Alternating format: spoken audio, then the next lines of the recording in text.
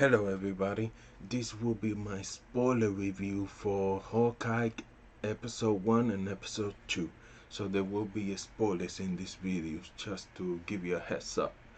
So let's get into it. Let's start with the story. Now, I'm intrigued with the story so far and I'm liking it very much.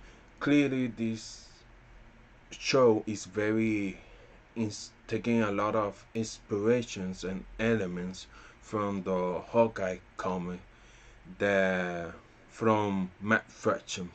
A lot of things and great things. That comic is excellent. I highly recommend you go and read it. So now I have some issue with the story so far, and it seems that at least from these two first episodes, since that we are focusing more on Haley Stanfield's Kate Bitches instead of Jeremy Renner's Hawkeye. I feel that it's not well balanced because this is feeling more like the Kate Bitches show instead of Hawkeye. Now, interesting thing is that they both have used the Hawkeye name, Clean Bottom, and also Kate Bitch, and you can see that in the Hawkeye comic book. So I get the idea they're going for here, but I hope in the couple of episodes the the that we are going to get, we get more of Clean Bottom Hawkeye, because I really want to see more of him, because in the movie he seems more in the sidelines much of the time a supporting character, except in Avengers Endgame he had a really big and significant importance to in that story, and so many great moments there. I would just want to see more of him. Now we start with the Battle of New York City, when the Avengers save the city. Now this was so great, this opening, and it it was great because we seen the same battle but from a different perspective, like from a civilian perspective. And also we see him from Kate Bitch's perspective. We see her family, her mother, Elonia Bishop. We see her father, and the consequences of that battle if in New York. So was an interesting take to approach this character in this show, and I think it was excellent doing that. I really appreciate it. Now we get a little more of Kate Beach's backstory, how she practiced martial arts, and she's a very skills for archer, uh, her medals, her championship, and all the classes that she took, and she's really a smart person. So so far, I'm liking this, and we get to see more of Hawkeye with his family that we only see for a few moments in Avengers Age of Ultron and Avengers Endgame. So great to see, and I have to say the Christmas theme in this show really helps her a lot. It just gets you in that mood, if you know what I mean. And it's just a great vibe to have watching this show. Now let's talk about Tony Dalton. Now He's here. He's playing the Swordsman. Now, the Swordsman is a villain to Hawkeye in the comics. Later, he became more of an anti-hero. Now, he's he's the stepfather of Kate Bishop, and he's going to be marrying her mother soon. So now clearly we see him, and we think yes, he's the villain. But I think that this is way too obviously, and I think this is a mystery, and he seems just too obvious to be the villain. And I think the real villain is going to be Vera Farmiga's Elena Bishop. That that's Kate Bishop's mother. And in the comments, she became Madame Masque. So I hope we get to see her in the Mask in this show. Now let's talk about Amon and the mystery, because so he was murdered, and now it's a murder mystery happening, and Kebich is trying to figure out who killed him. Now I think the most likely choice was his mother, Elena Bishop, because of the discussion and that they have in one of the episodes. So we will have to wait and see how does evolve throughout the upcoming episode. But I think maybe she didn't do it herself, but I think she was involved somehow. Now let's talk about the watch. Why is this watch so important? Now I I think the watch could be uh, to belong to Tony Stark, but maybe it seems more like from his father, because it's an old watch. It's very old, but I want to see why is this important, because it is something hidden inside the watch, and why the Tracksuit gang, the mafia, wants it so bad. And I don't think the one them exactly. I think the boss of the Tracksuit gang, that is Echo. She she could be wanted just to give the watch to maybe to her stepfather, the Kingpin. Maybe we'll see a cameo from Vincent D'Onofrio in this show. So that would be interesting to see. But right now, the most important thing that we have is this murder mystery and the watch. What of the significance? So I'm very curious to see how maybe it's just another mystery. Now, the tracksuit gang is right off from the original Hawkeye comic book, even to the lines like "Hey bro, bro," and translate that from a comic to live action.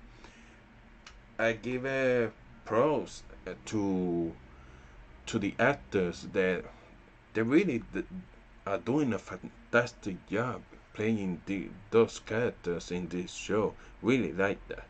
Now we discover the answer to the boss, and that boss is Echo Maya, played by Alakua Cox.